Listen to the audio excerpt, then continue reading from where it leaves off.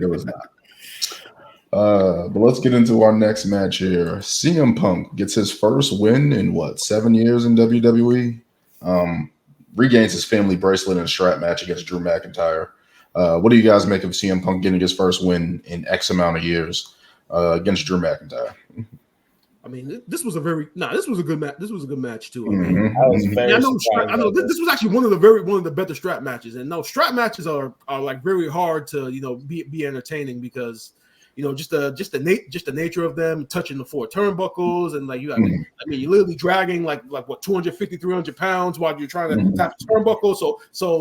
So sometimes it's difficult to like be logical with it. So a lot of strap matches haven't been good. This was actually one of the better ones, and I love the finish of the match. I mean, Punk hit three GTSs.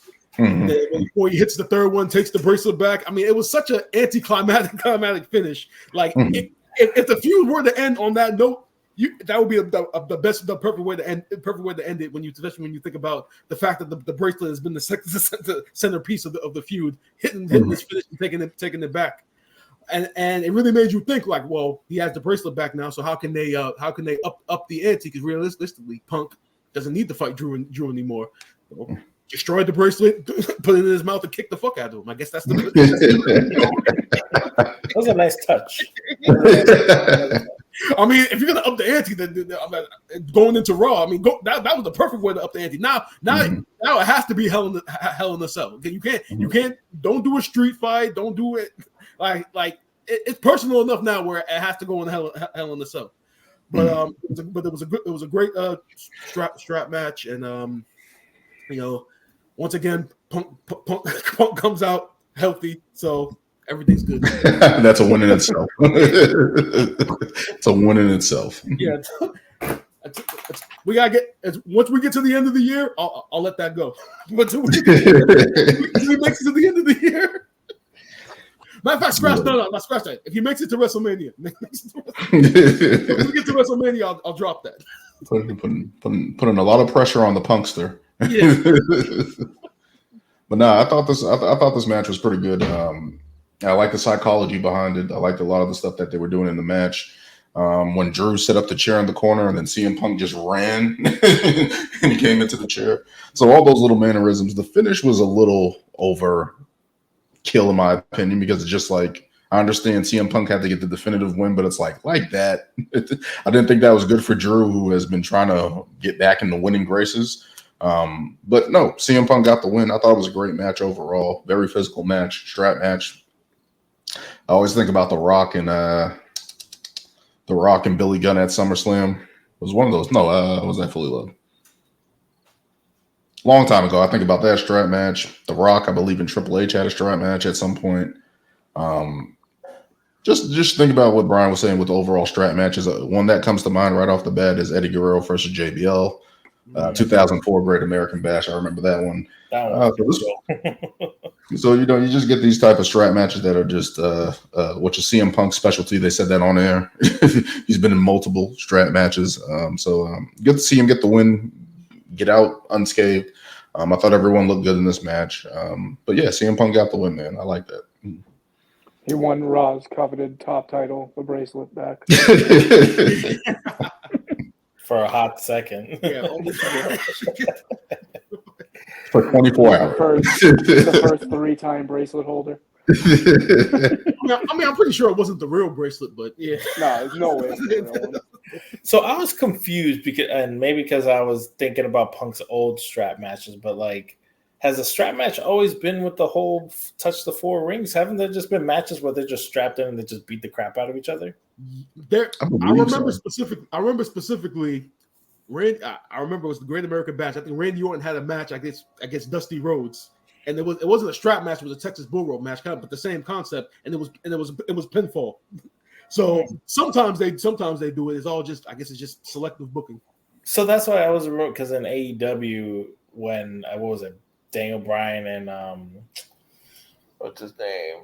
Why am I forgetting his name? Ricky Starks.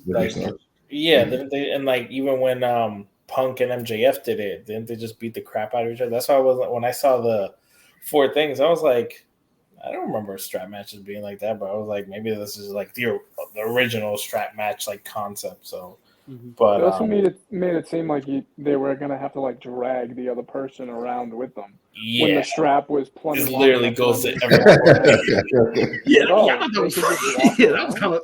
Okay. See, I was. Like, could you imagine like somebody being that? Like, I'm gonna just go off script and go bam, bam, bam, and then just run around. Yeah.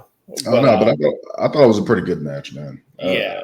This I feud, was pleasantly surprised in how hard hitting it was, and obviously, it was going to be, but the fact that they made it look well, thank God, no injuries. I think you were a little right with the over, like a GTS at every stop. I feel like 2, maybe even 3 would have been fine, but I guess definitive win, right? So. no disqualifications or floozy finishes anymore, I guess. You're going to get a definitive winner from now on like going forward. But let's talk about the beatdown on Monday Night Raw. CM Punk was trying to declare himself the challenger for Gunther. And Drew McIntyre made sure that he wasn't finished. This is destroyed him, literally destroyed him. Again, right? Like the second time in like 3 months, he's destroyed him. But what do you guys think about that physical confrontation? Actually, this feud actually continuing. I would love to see a cage match because I think the cage match is not used enough, but people are saying Hell in a Cell. And I know Triple H has been going away from Hell in a Cell to try to make it more special. But do you guys think this feud definitively makes it a Hell in a Cell match with the attack from Drew McIntyre? You want to make the Hell in a Cell match special? I will say one thing. I will say one thing. Drew, I don't know how this man does it, but he makes the Claymore kick look so devastating. I'm like, I don't know how he's not breaking dudes' jaws or CM Punk sold that so great. He sold that. But every time, it's like you legit see boot to face, and I'm like, how is he not dead? Yeah. I just want to say, as a side, whenever superstars get carried off on stretchers or get carried into the ambulance, and then the attacking superstar comes back, I love that shit. I love that. Because to me, that shows how personal it is. It's like you being on the stretcher is not enough. I'm not finished with you. Because I remember when Brock Lesnar did that to Seth Rollins. I remember years ago when the Undertaker did that to Stone Cold and Stone Cold Steve Austin when Triple H was in the ambulance. Those have always been like entertaining for me. But yeah, like pretty much what Dan was saying. I think Hell in a Cell is the next reasonable match to have. Yeah. The only other match I can think of aside from Hell in a Cell is if they go real old school and they go like 3 stages of hell or something, where match 1, match 2, and then goes to match 3, it'll be this kind of match. Man, that's the only thing I can think of, because the feud is personal enough where like the match has to be like serious or vicious. Yeah.